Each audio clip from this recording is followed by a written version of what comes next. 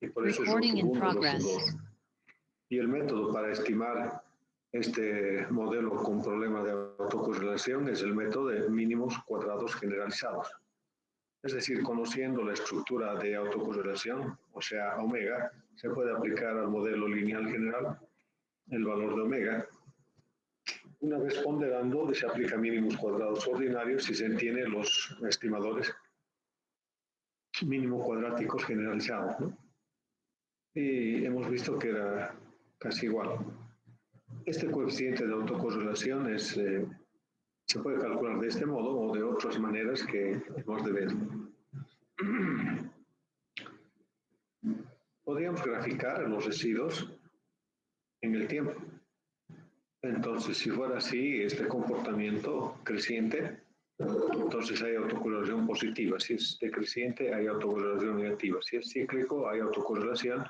O si es parabólico, también hay autocorrelación. Pero si el gráfico nos muestra un comportamiento aleatorio, entonces no hay autocorrelación.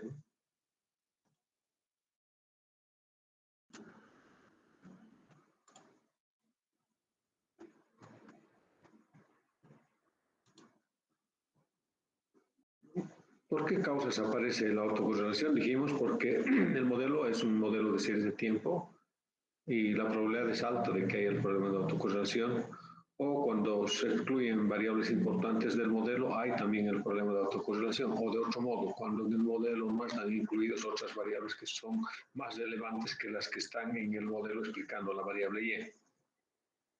Luego, si hay mala especificación del modelo en su forma funcional, también hay el problema de autocorrelación. O el problema de la telaraña, que ejemplificamos con el caso de los productos agrícolas, ¿no? O hay la inercia como un efecto dominó de un periodo a otro. Si el PIB aumenta, pues aumenta para el otro periodo el empleo. Y si aumenta el empleo, aumentan los precios y así sucesivamente. O cuando hay rezagos en el modelo, también es otra causa para el problema de autocorrelación. Si se manipulan demasiado los datos, o intrapolar o extrapolar, o la minería de datos, entonces también es otra causa. Hay distintas formas de autocorrelación. Son procesos autorregresivos o son procesos de media móvil o son procesos mixtos, es decir, autorregresivos y de media móvil. Eso dependiendo de qué orden es. Entonces, el orden del proceso autorregresivo, por ejemplo, va a ser si es 1, quiere decir que el modelo, en este caso el rezago de U sub T, es un solo periodo. Si es AR2, son 2 rezagos y así sucesivamente. Si es un proceso de media móvil, entonces vemos los shocks que están rezagados en un periodo, entonces será MA1, si son en 2 periodos, MA2 y así sucesivamente. Y de ese modo podríamos saber la estructura de autocorrelación de U, que puede ser un proceso mixto, como en este caso. ¿Qué consecuencias se trae el estimar en condiciones de autocorrelación? Lo primero, que los estimadores van a ser ineficientes, ¿no? Los estimadores, debido a que sus errores estándar van a ser muy grandes, y son grandes porque la varianza de U también es grande. Los test de las pruebas de significación individual también van a ser poco o nada significativos, es decir, van a ser incorrectos en condiciones de autocorrelación. Si tenemos predicciones y hay el problema de autocorrelación, esas predicciones van a ser ineficientes. ¿Cómo se puede detectar la autocorrelación? Mediante métodos informales y métodos formales. Entre los métodos informales tenemos al método gráfico o por su naturaleza. Entonces podemos graficar E sub t en función de E sub t menos 1, si es un proceso autorregresivo de orden 1 del mismo modo, o si n es grande había que estandarizar los residuos.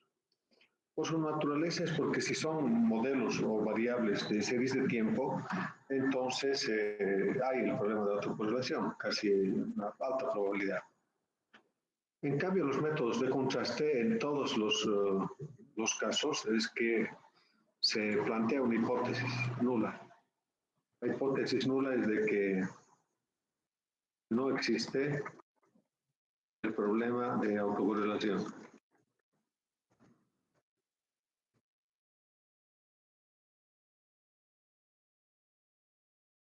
Listo, ese es. Pero va a haber una proposición para cada uno de ellos, ¿no? Según quién sea el autor. Pero en todos los casos había que probar que si existe o aceptar o rechazar esta hipótesis, ¿no?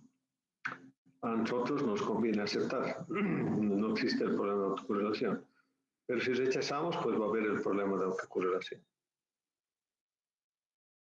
Entre estos métodos de contraste hemos visto varias pruebas y solo hemos mencionado esta prueba de Rachel o de Gary, que son simplemente el contar con un estadístico S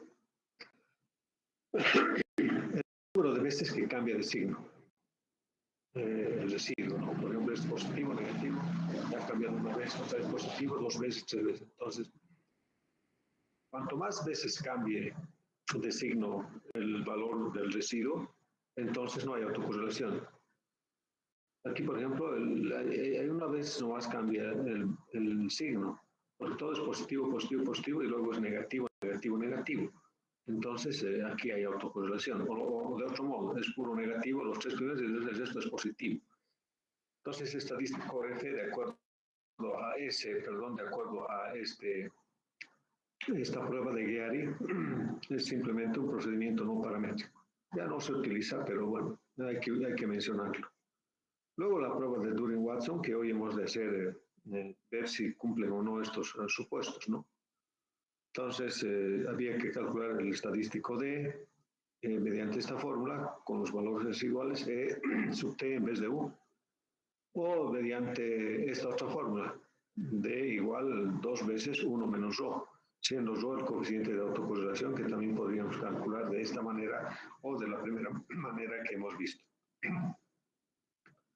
Entonces se buscan las tablas Turing-Watson y ver si según las tablas, según el número de observaciones y el número de regresoras, vamos a encontrar los valores de DL y DU. Y si el valor de Turing-Watson, este valor que está entre 0 y 4, cae cerca de 0, hay autocorrelación positiva. Si cae cerca de 4, hay autocorrelación negativa. Si cae cerca de 2, no hay autocorrelación ni positiva ni negativa. Pero hay zonas de indecisión, ¿no? Y aquí están las pruebas de contraste. Es decir, que si D cae entre 0 y DL, hay autocorrelación positiva. Que si D cae entre 4 menos DL y 4, acá, hay autocorrelación negativa. Si D cae entre DU y 4 menos DL, entonces no hay autocorrelación ni positiva ni negativa. Si D está entre DL y DU, es zona de indecisión, pero se asume que puede haber el problema de autocorrelación positiva. Lo mismo si es que D cae, el estadístico de D cae entre 4 menos DL y DU y menos 4 D menos DU, perdón, aquí está. 4 menos DU y 4 menos DL también cae en la zona de indecisión. Y de ese modo se hace este contraste, o se acepta o se rechaza esta hipótesis, ¿no? Luego hay que verificar cómo es el tratamiento de Turing-Watson, que hoy también hemos de hacer esto. Si cumple o no los supuestos. Primero, luego estimar por mínimos cuadrados, calcular los residuos, calcular el estadístico D y buscar los niveles en las tablas de Turing-Watson, los niveles críticos de L y de U, y luego aplicar las reglas de decisión. Un resumen de lo que dijimos para Turing-Watson. Hay otros aspectos relacionados al estadístico Turing-Watson, por ejemplo, que aumentan el número de observaciones, las tablas y el número de regresoras, pero también si no incluye el término independiente, había que ver de Freud-Ward, y si los datos son de cuarto orden, que generalmente son los datos trimestrales, entonces había que utilizar esta fórmula. Si los datos son mensuales, había que utilizar con D12, ¿no? Y así sucesivamente. Hay otras pruebas de autocorrelación. Si es que el modelo tiene una variable rezagada que es endógena, entonces se utiliza el contraste H de Turing. Si los procesos son autorregresivos o de media móvil o combinados, entonces había que utilizar esta prueba de Breuer y Gottfried, porque Turing-Watson solo acepta si es que el proceso es AR1, ¿no? Si U se genera el proceso AR1, es decir, que es autorregresivo de orden 1. Si fuera de mayor orden, entonces no sirve esa prueba. Tendría que ser esta prueba que es más genérica. Después hay un contraste de Sargan. Esto se utiliza cuando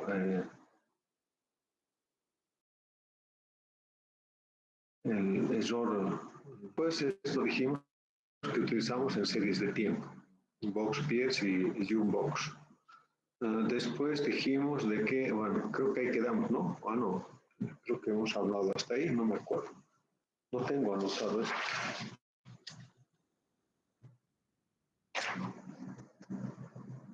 Se terminó en pruebas de autocorrelación. Entonces hemos hablado de estas funciones de autocorrelación. No, las pruebas. Ahora nos toca avanzar esto. Bien. Para saber cuál de estos procesos tiene la variable aleatoria, si es AR1, AR2, o si es MA1, MA2, o si es que es combinado, hay una forma práctica de aproximación haciendo un gráfico, y el gráfico se llama el correlograma. Entonces, el correlograma podemos sacar no solo para U, sino para cualquier otra variable también. Entonces, en este caso, el correlograma nos presenta dos gráficos. Un gráfico que es la función de autocorrelación total y el otro es la función de autocorrelación parcial, FAP y FAP. Entonces, la función de autocorrelación total es una representación gráfica de los coeficientes de autocorrelación para retardos sucesivos. En realidad, esos gráficos que hemos de ver se refieren a cuánto de valor tienen los coeficientes de autocorrelación. Y la FAP va a medir la correlación entre dos momentos en el tiempo después de eliminar el efecto de los momentos intermedios. Su concepto es análogo a la regresión parcial. La regresión parcial era de que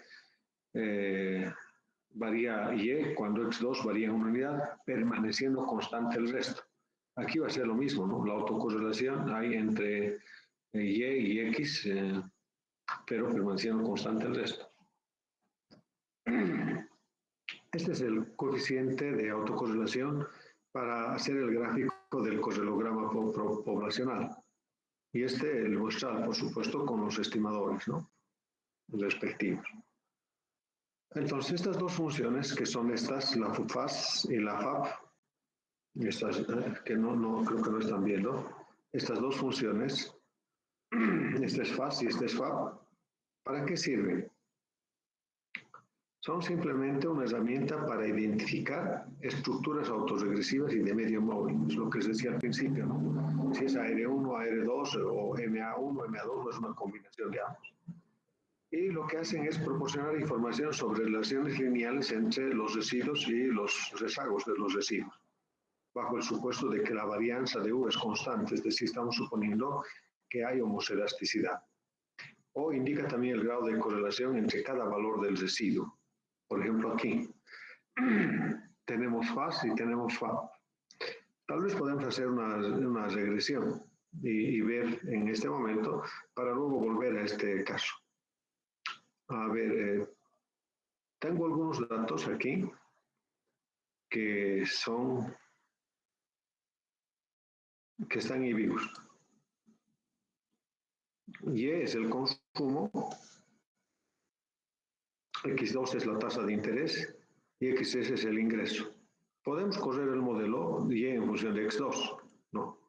O tal vez correr directamente. Vamos a hacer equation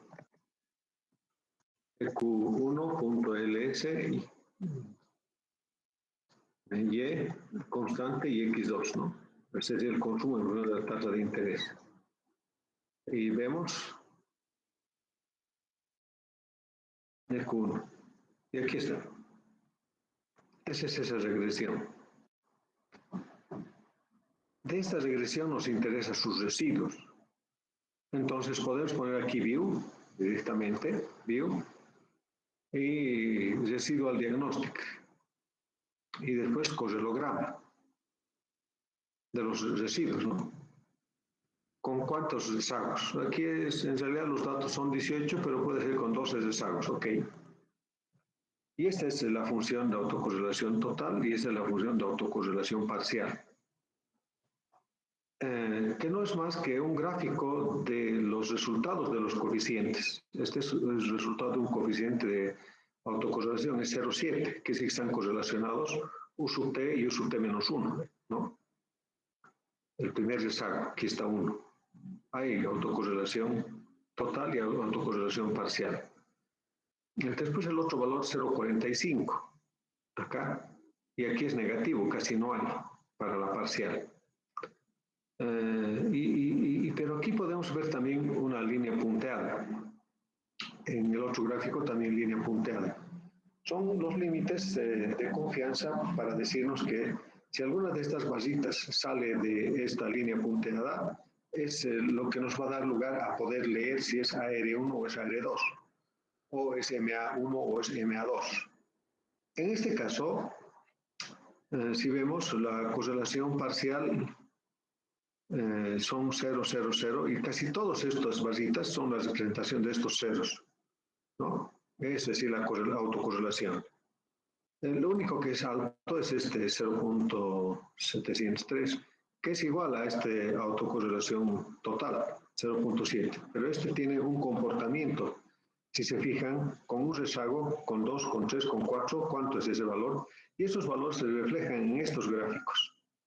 Pero este gráfico nos está mostrando que es cíclico, pero además solo el primer valor está fuera de esta línea, que podría estar en este caso positivo o negativo, pero puede haber cíclico.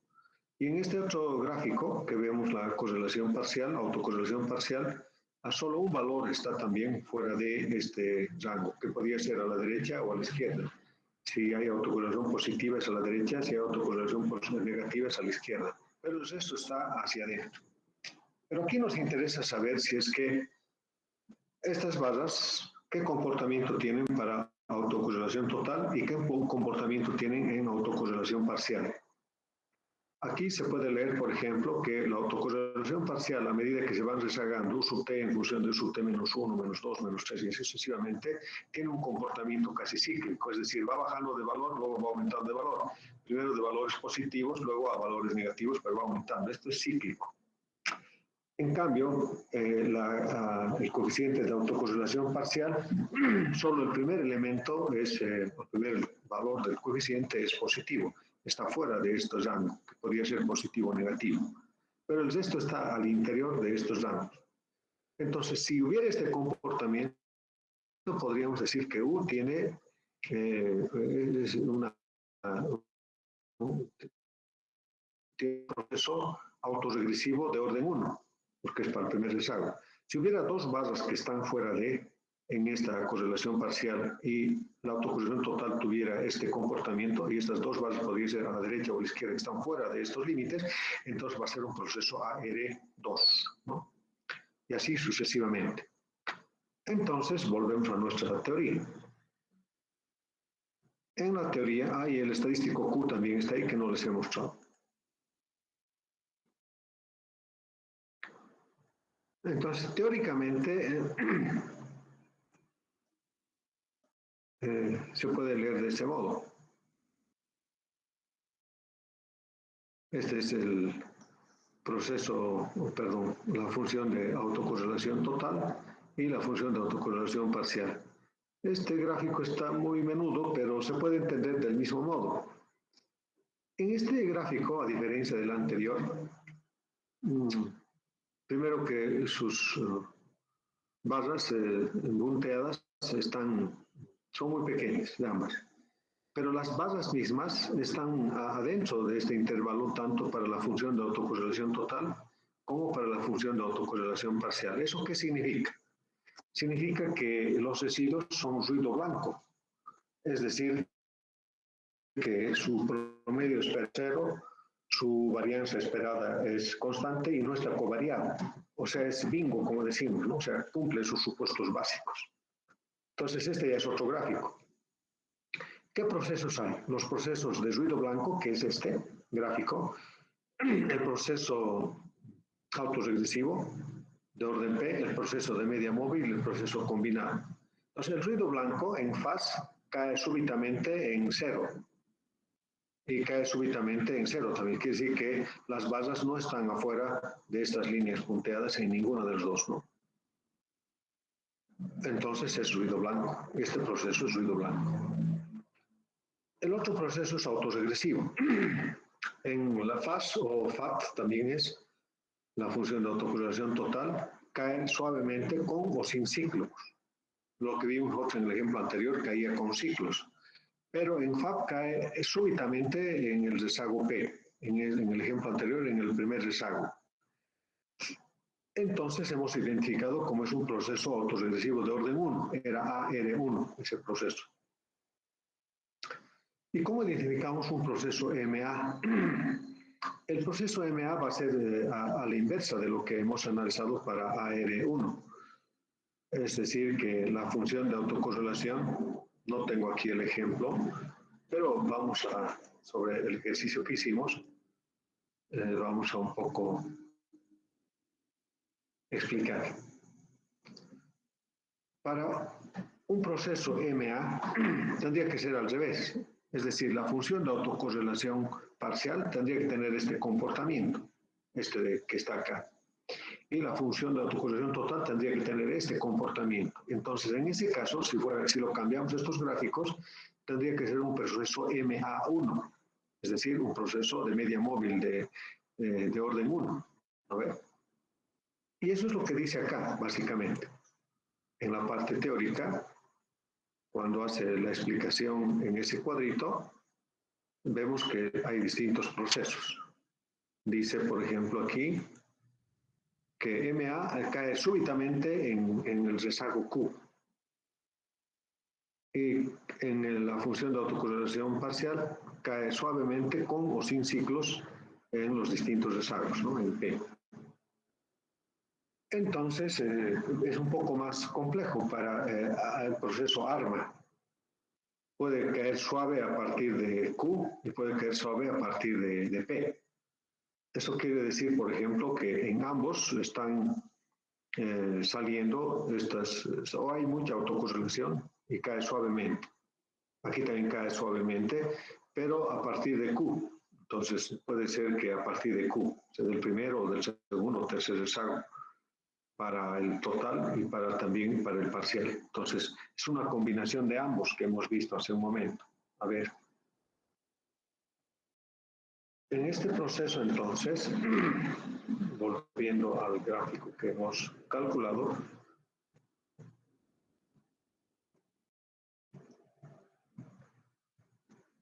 entonces va a ser más o menos así, en ambos gráficos, así como este. Puede caer con ciclos. Sin ciclos quiere decir que va a caer suavemente así, por la derecha o por la izquierda, ¿no? Sin ciclos. Pero este es cíclico. Si en ambos hay así cíclicos, puede ser un AR1 o puede ser un AMA1. Si suponemos ahora que este gráfico es igual que este, no, más bien al revés, que este gráfico replicamos acá, es igualito.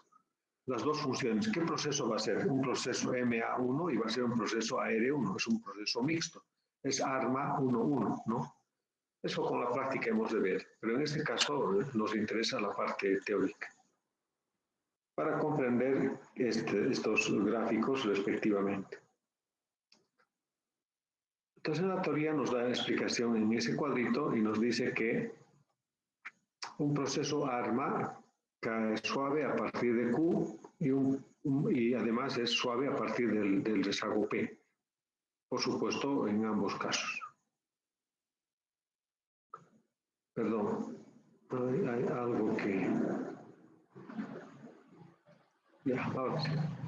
Las estimaciones prácticas no son tan precisas, estas que hemos visto en IBIUS. Entonces se hacen contrastes de significación estadística con bandas de confianza. Estas bandas de confianza, estas líneas punteadas. Las bandas tienen la siguiente distribución poblacional. Entonces, Rho sub K, que es, entonces se dibujan de este modo, ¿no? En IBIUS lo que hace es simplemente la sumatoria de estos Rho al cuadrado, desde T igual a 1 hasta K menos 1. Y de ese modo se dibujan también estas bandas. Si los coeficientes están dentro de las bandas, es un proceso de ruido blanco, es lo que ya hemos explicado al principio. que los coeficientes no están dentro de las bandas, entonces hay que buscar un patrón de comportamiento según esquemas que pueden ser autoregresivos, que pueden ser de media móvil o a la combinación de ambos. Justamente habría que utilizar esta tablita o directamente poner un patrón aquí y saber cómo es.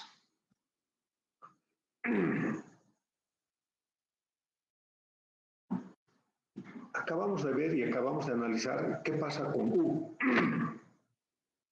Entonces, también se puede ver el proceso autorregulado, aunque creo que hicimos en clases para la variable Y, digamos, ¿no? Cuando hablamos de que si eso no es estacionaria, deben acordarse. Y utilizamos este mismo gráfico.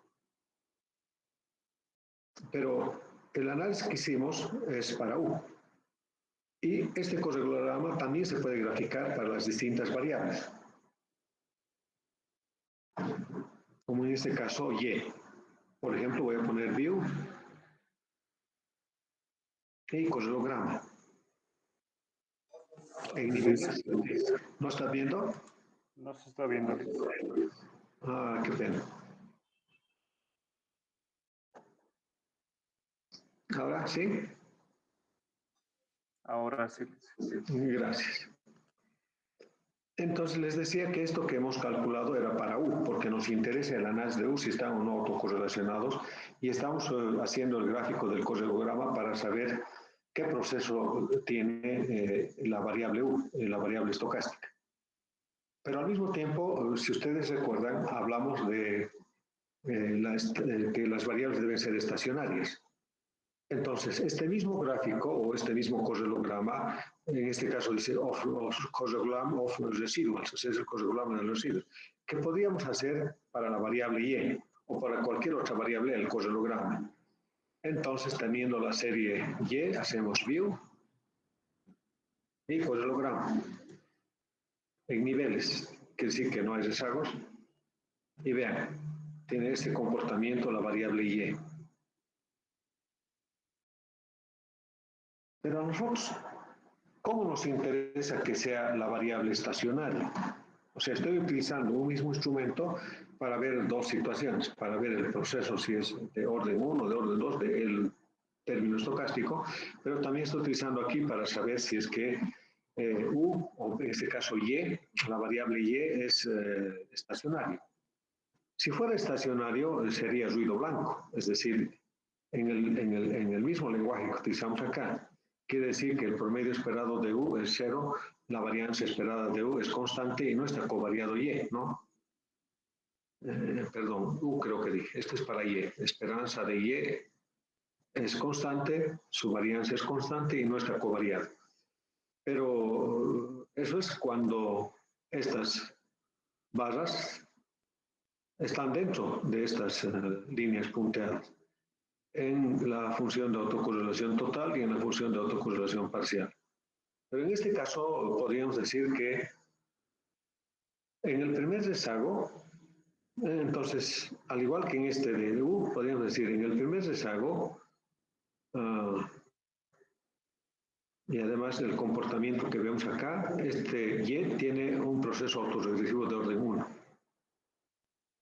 Es decir, no es estacionario. Entonces, hagamos la prueba otra vez. View, correlograma, en primera diferencia, es decir, calculamos la primera diferencia de Y. Y OK. Y vemos que ahora están dentro de las barras, en ambas funciones, de autocorrelación total y de autocorrelación parcial. Pero aquí hay un leve que está rozando, digamos, la línea punteada. Pero está dentro de las barras. Esto podríamos ya asumir como que es ruido blanco, ¿no? Porque está dentro de las barras.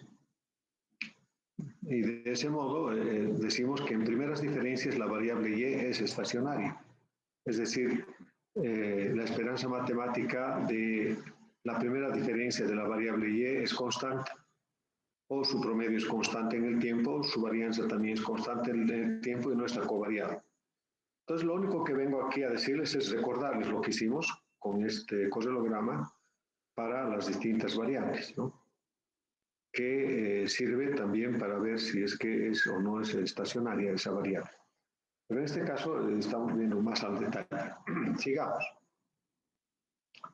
Entonces, el correlograma es simplemente una figura o son dos gráficos de funciones de autocorrelación, de los valores de autocorrelación. Pero ahora, ¿cómo eliminamos el problema de autocorrelación? A ver, podemos eliminar por primeras diferencias.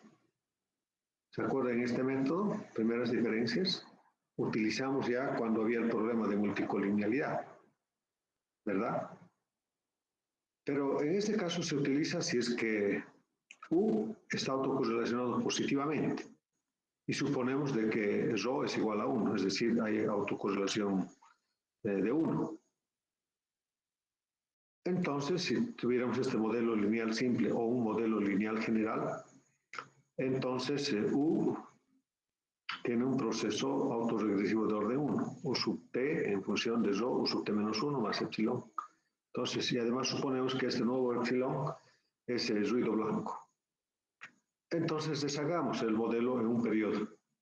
Y t menos 1, alfa, beta, x t menos 1, U sub t menos 1. Pero bajo este supuesto, ρ es igual a 1, entonces nos va a quedar U sub t igual a 1 por U sub t menos 1 más epsilon, ¿verdad? Esto. Y de aquí despejamos U sub t menos 1. Entonces nos va a quedar U sub t menos epsilon, ¿no? Esto podemos llevar al otro miembro y va a seguir este valor. Entonces, este rezago que hemos tenido en la variable U, vamos a reemplazar por U sub t menos epsilon, ¿no? Pero además hemos de restar el modelo original menos el modelo rezagado. Y E sub t menos Y sub t menos 1. Alfa menos alfa se va a anular. Factorizamos beta, nos queda x sub t menos xt menos 1.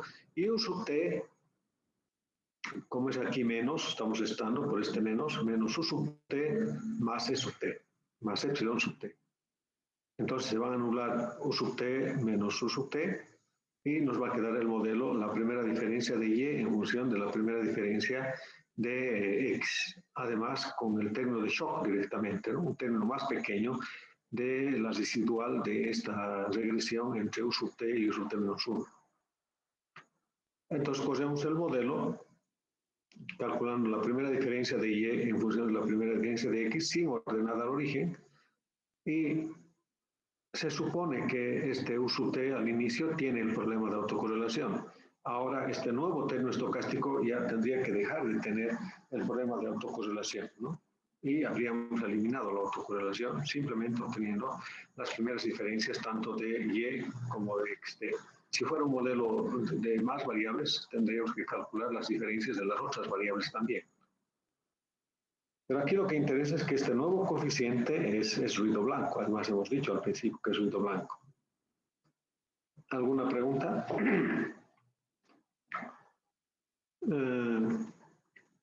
Normalmente hay autocorrelación positiva. Pero ¿qué pasa si hay autocorrelación negativa? Se puede suponer de que ρ es menos 1, bajo las mismas características anteriores. Y este método se llama método de medias móviles. Entonces, si tenemos este modelo lineal simple o tuviéramos un modelo lineal general y U sub t está autocorrelacionado y esa autocorrelación es negativa, es decir, U sub t en función de U sub t menos 1, este ρ ya es negativo. Entonces, si es negativo va a ser menos 1 y reemplazamos ahí. U sub t menos 1 por U sub t menos 1 más epsilon. Despejamos U sub t menos 1 y nos va a quedar epsilon menos U sub t. ¿Para qué? Para que, al igual que en el anterior caso, el modelo original, deshagamos en un periodo. Y sub t menos 1, xt menos 1 y U sub t menos 1. Pero aquí estamos reemplazando este valor de U sub t menos 1 por esta relación. Entonces, menos U sub t más epsilon, ¿no? Un poco variando el orden de los términos. Entonces, el modelo deshagado va a quedar de esta manera. Y hace un momento calculamos primeras diferencias. Entonces ahora lo que vamos a hacer es calcular los promedios móviles. Por eso se llama medias móviles. Y sub t más y sub t menos 1 entre 2. X sub t más x sub t menos 1 entre 2. Y ponderado por el coeficiente beta. Y aquí va a ser epsilon entre 2 directamente.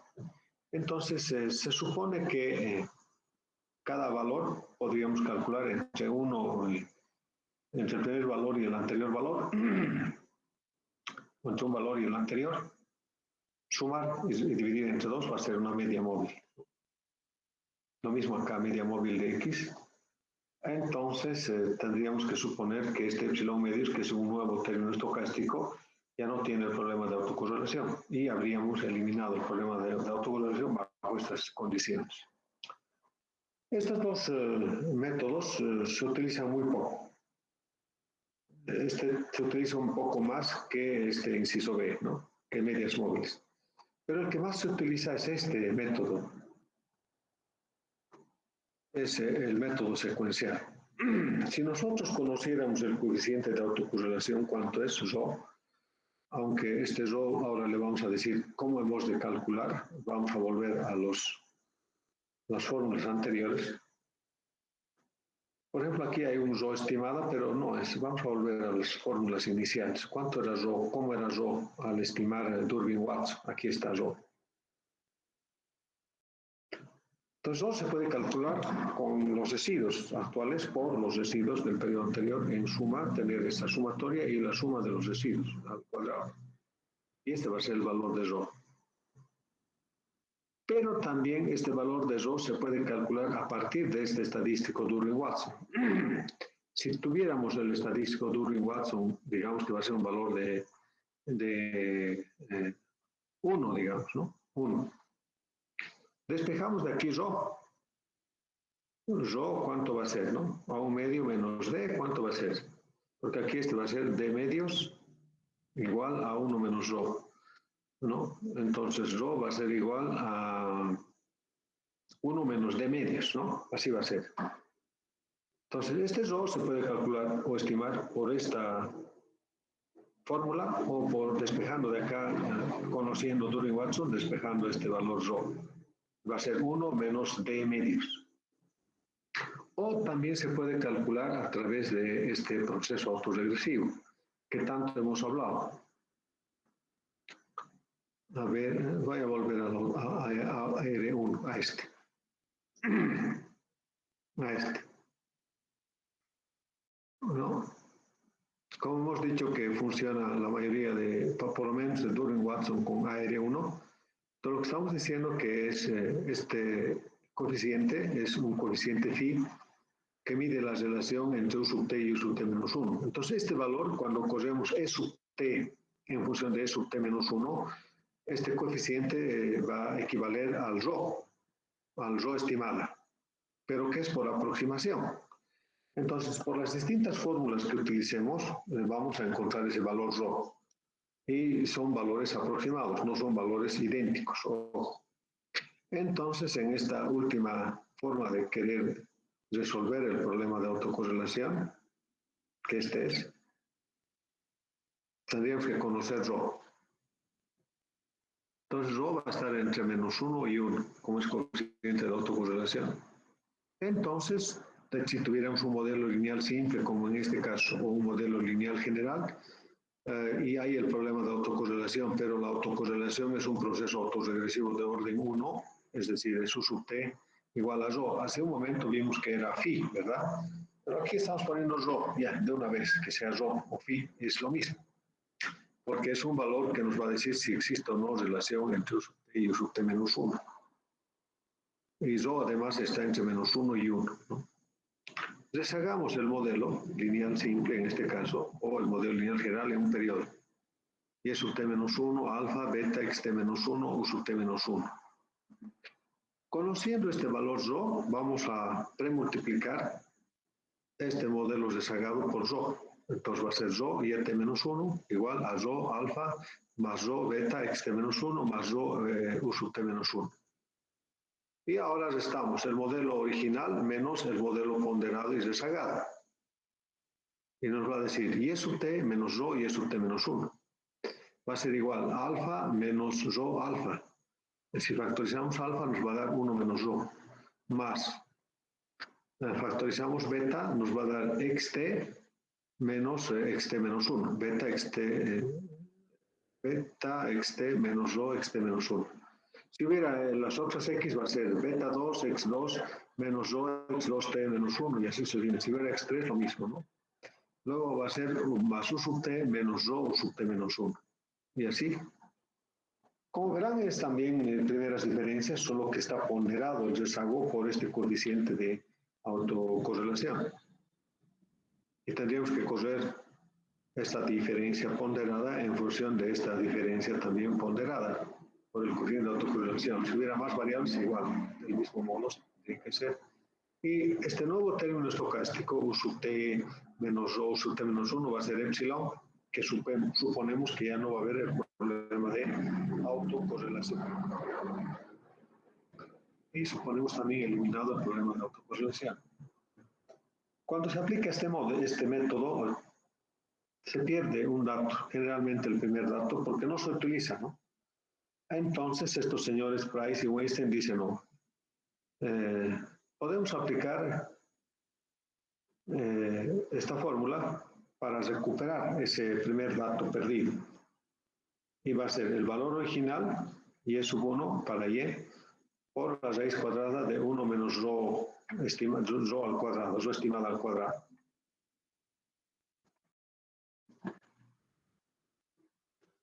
Y para x del mismo modo, si fuera x2 y x3 igual del mismo modo. Entonces lo que aquí estamos viendo es que hay, para este más rho, estás recordando qué podría ser. Y aquí hay otras pruebas. Lo que pasa es que estas pruebas son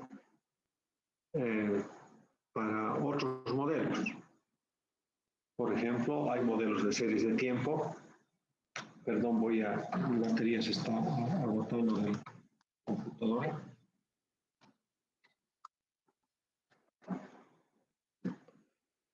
Entonces, hubiera también modelos donde no hay una sola ecuación, sino hay más de una ecuación. Entonces, hay otras pruebas.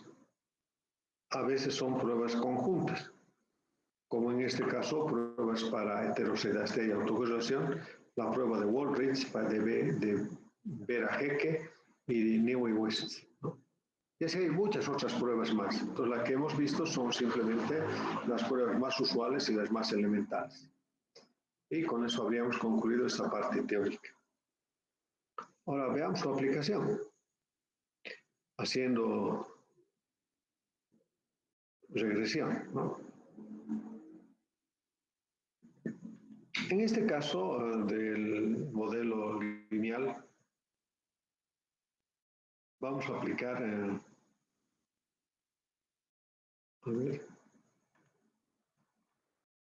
ya, está entrando al IBIUS. En el IBIUS tenemos estos datos. Y, X2 y X3. Y es el consumo, X2 la tasa de interés y X3 es el ingreso. Primero vamos a correr una regresión de Y en función de X2. Como ya lo hemos hecho en realidad, ¿no? Ya lo hemos hecho. Ya lo hemos hecho. Pero podríamos borrar. Delete, listo. Yes. Pero veremos aquí primero un gráfico, ¿no? SCAT, X2 y Y. Parece que hay relación entre Y y X2, pero no sabemos cómo es si hay o no hay autocorrelación, porque tendríamos que graficar U sub T en función del tiempo, como los residuos. Para eso ponemos la regresión primero. Ecuación EQ1.ls, hacemos Y constante y X2. El consumo en función de la tasa de interés. Voy a poner nombre al gráfico. Ya. Y tengo EQ1. La regresión es esta. De hecho, aquí, si analizamos la variable X2, que es la tasa de interés, no explica bien el consumo. No es estadísticamente significativo y tampoco el modelo está bien explicado linealmente. Es decir, el consumo no está bien explicado por la tasa de interés, es 0.08, casi nada. Lo mismo pasa en la prueba F, ¿no? Entonces parece que hay algún problema en este modelo. Puede ser problema de especificación o problema de que falta otra variable o que son finalmente series de tiempo. Pero lo que nos interesa es ver si es que los residuos tienen o no el problema de autocorrelación. Sin embargo, aquí hay el Durbin-Watson.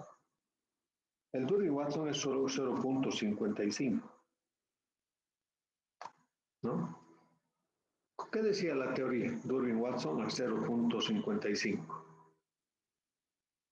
Entonces, podemos ver de Gujarati, Durbin-Watson, o directamente nuestras diapositivas, antes de ir a Gujarati. En nuestras diapositivas, estamos haciendo la prueba de Durbin-Watson, ya tenemos este cálculo, es 0.55, ¿verdad? Pero tenemos que ver para usar Durbin-Watson si es que incluye la constante del modelo, si las X no son estocásticas, si U genera proceso autorresivos de orden 1 y U se distribuye en forma normal, la prueba si tiene el modelo una variable endógena rezagada como explicativa y no deben faltar datos. Nosotros, el 1 ya hay constante en el modelo, por tanto no hay ningún problema. También no faltan datos en las series de datos. Entonces, todos los puntos ya hemos analizado. Pero además sale el 0.55. Entonces, Durbin-Watson está entre 0 y 4. Y la prueba dice que ρ es igual a 0. No existe el problema de autocorrelación de orden, un proceso autorresiduo de orden 1. Y eso estamos probando. Entonces, ¿de dónde cae? ¿Acá o dónde cae? Si es 0.55 y este es 1, aquí es 2, probablemente cae cerca de esta zona, ¿no? Pero tendríamos que conocer entonces cuánto es de L y cuánto es de U. Vayamos a las tablas Durbin-Watson. Sepamos cuántos datos hay y cuántos regresores hay. En este caso hay 2 regresores, ¿no? Entonces vamos a ir a las tablas Durbin-Watson. ¿Cuántas observaciones tenemos? 18 observaciones. Y K es igual a 2. Entonces vamos a ir a Gujarati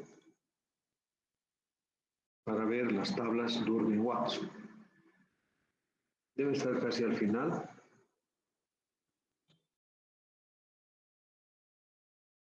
Ya. Las tablas T, tablas F.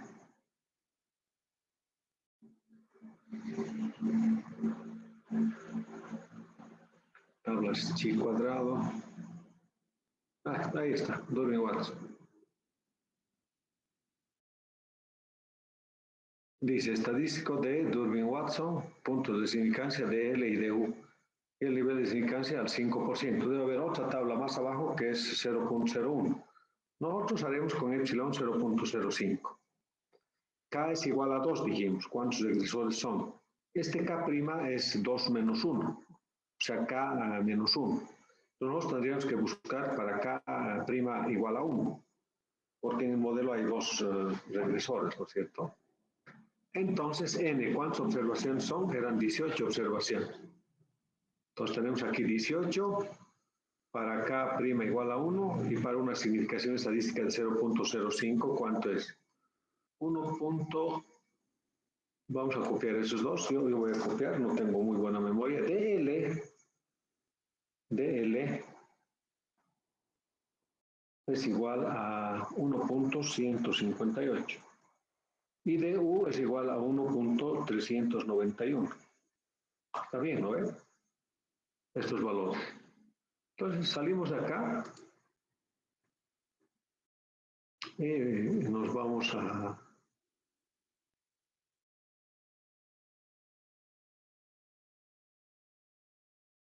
ejercicio.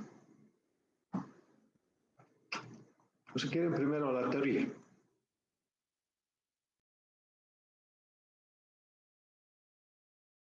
Entonces en la teoría aquí tenemos DL y DU. DL es 1.158, ¿no? Aquí voy a poner que es 1.158. DL. Y DU es 1.391. 1.391. O sea, los valores de DL y DU hemos hallado en las tablas, ¿no? ¿Cuánto es el valor de D, de Durbin-Watson? Era 0.55, ¿verdad? Entonces cae más o menos acá. Entonces, ¿cuál es la conclusión? Está D entre 0 y DL, y 0 y DL. Entre 0 y DL está D, la primera opción. Entonces se rechaza esta hipótesis. Por tanto, existe autocorrelación positiva con esquema AR1. Y bueno, ¿qué era? Era la prueba Durbin-Watson, pero no hemos hecho, no hemos verificado si es que se cumplen o no los supuestos para que utilicemos esta prueba. Entonces tendríamos que volver al Livius.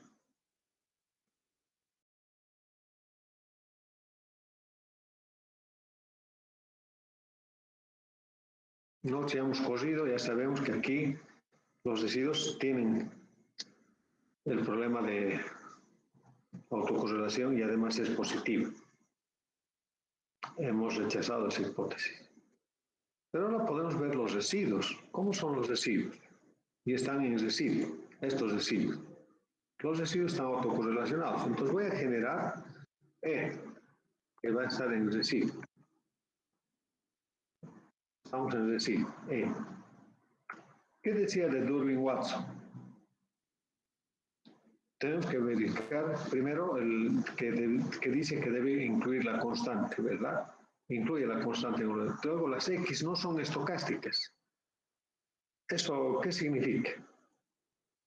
Que tendríamos que probar si la esperanza matemática de X2 y U está o no correlacionada, ¿no? Entonces podríamos hacer simplemente un gráfico SCAT, los residuos que son E y X2.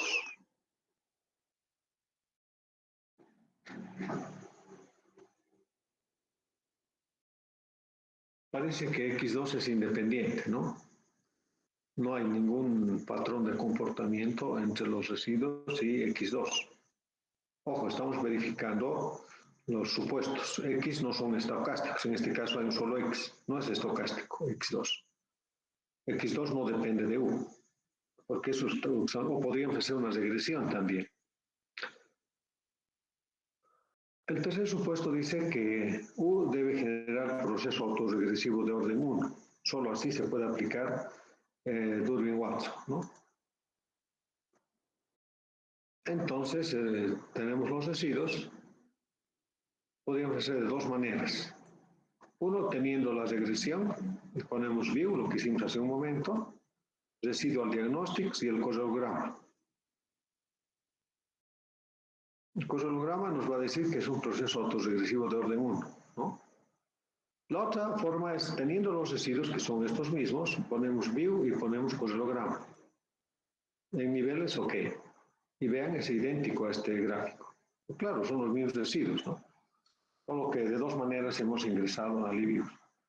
Entonces, estamos concluyendo que cumple también el tercer punto del supuesto para aplicar Durbin-Watson, es decir, que el término estocástico U es un proceso autorregresivo de orden 1. El otro supuesto dice que U se debe distribuir en forma normal. A ver, en este caso ya hicimos nosotros para la normalidad en el modelo lineal simple. Entonces, simplemente decimos aquí, para ver la normalidad, podríamos ver con los residuos también, como hicimos al principio. Tenemos los residuos, view y estadísticas descriptivas, histograma. Entonces, aquí hay un supuesto de que la hipótesis nula es de que los residuos, voy a escribir con pura mayúsculas, los residuos se aproximan a una distribución normal.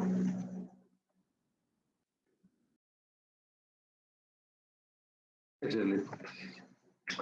Entonces aquí hay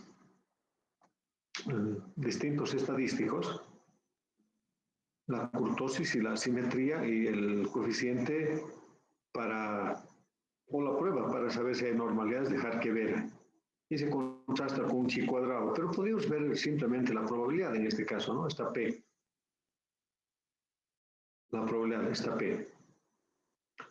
Al 5% aceptamos esta hipótesis. Es decir, que los residuos sí se aproximan a una distribución normal. Pero bueno, aquí parecería que no, pero de acuerdo a esta prueba tendría que ser así. Entonces, cumple también este supuesto de que los residuos se aproximan a una distribución normal.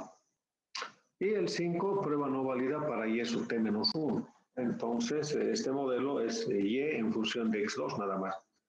Entonces, cumplen todos los supuestos para aplicar Durbin-Watson y por tanto las conclusiones que hemos llegado son válidas, ¿no? Es decir, que el modelo Y en función de X2 o el modelo del consumo en función de la tasa de interés tiene el problema de autocorrelación. Su término estocástico está correlacionado positivamente. ¿Cómo resolvemos? Hay distintas maneras de resolver, ¿no? Como es positivo, podríamos utilizar directamente la última prueba, la última forma de resolver por el método secuencial, ¿no? Rezagar en un periodo, etcétera, etcétera. Pero tal vez no es así. A ver, ¿qué dice la teoría económica acerca del consumo? ¿El consumo de qué depende? Está José Mercado, está Nicolás Solís, no, no es Nicolás. Alfredo Ortiz, Tito Rebollo, Jocelyn Canaviri, Miguel López, Miriam, si está, Miriam Molina.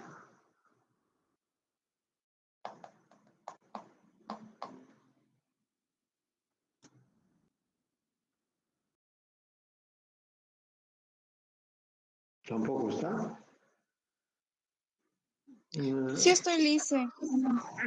¿Ya? ¿Cuál sería la respuesta entonces?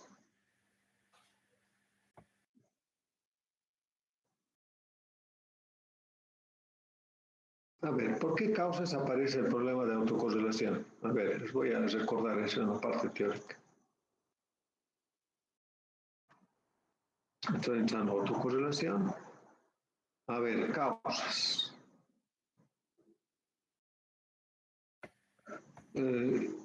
Este modelo es de series de tiempo, ¿no? Porque hay años ahí. Creo que es desde 1967, algo así. A ver, es de 1964 a 1981. Si están excluidas variables importantes en el modelo, si hay mala especificación del modelo, si hay el problema de la telaraña, si hay inercia, etc. Estas son las causas. Y dependiendo de las causas, también tendríamos que resolver el problema de autocorrelación. En este momento sí sabemos que hay el problema de autocorrelación. Y Miriam nos va a decir el consumo de qué depende de acuerdo a la teoría económica.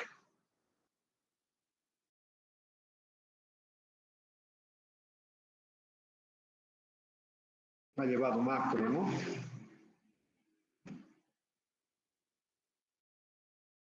Miriam. ¿Alguien puede decirme? Tal vez Natalia.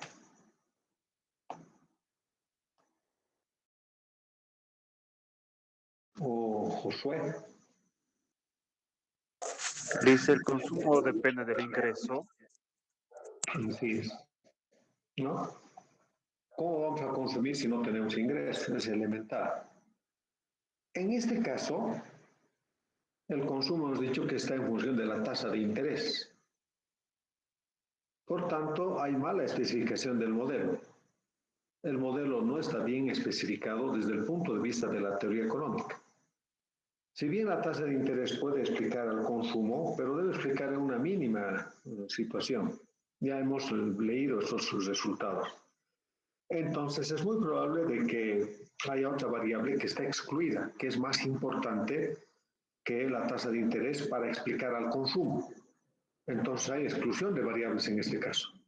O hay mala especificación del modelo, pero no por su forma funcional, sino porque hay una variable importante que no está en el modelo. Y esa variable importante es Y. Entonces, lo que tenemos que hacer es ir a Livius y corregir esto.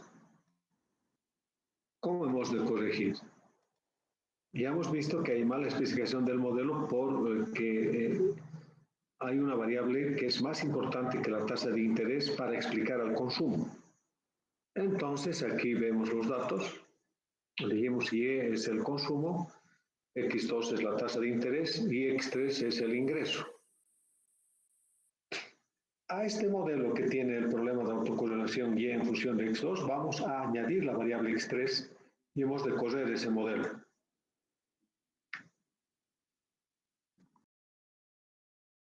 Entonces vamos a hacer ecuación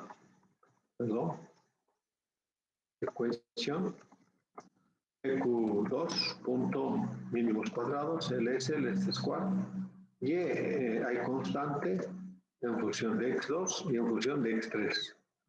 O sea, estamos añadiendo una variable que sí puede explicar mejor que la tasa de interés, que es el ingreso al consumo. Y enter. Entonces, vemos este resultado. EQ2.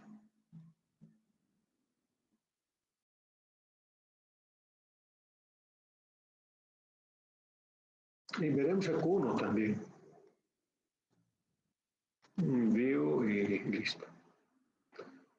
A este modelo inicial, el consumo en función de la tasa de interés, hemos añadido el ingreso.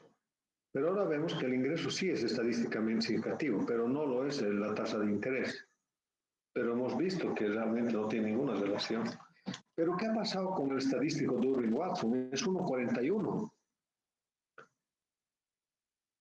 Entonces, si revisamos y recordamos cómo era DL y DU, porque no han de variar las fórmulas, aunque ha de variar un poco porque aquí K es igual a 3, entonces K' va a ser igual a 2, y tendríamos que ver tendríamos que ver de nuevo la tabla Durbin-Watson para esa misma significación estadística. K' igual a 3 o a 2 va a ser. Va a caer en la zona de indecisión. DL va a ser 1,046 y DU 1,53. Pero ya no hay el problema de autocorrelación, ¿no? Es muy leve ahora este problema de autocorrelación. Es 1,41, aunque no es cerca de 2, pero ya ha mejorado el problema de autocorrelación, ya no hay tanto. Además, la prueba F es también estadísticamente significativa. Es mejor modelo este. ¿Han comprendido la situación?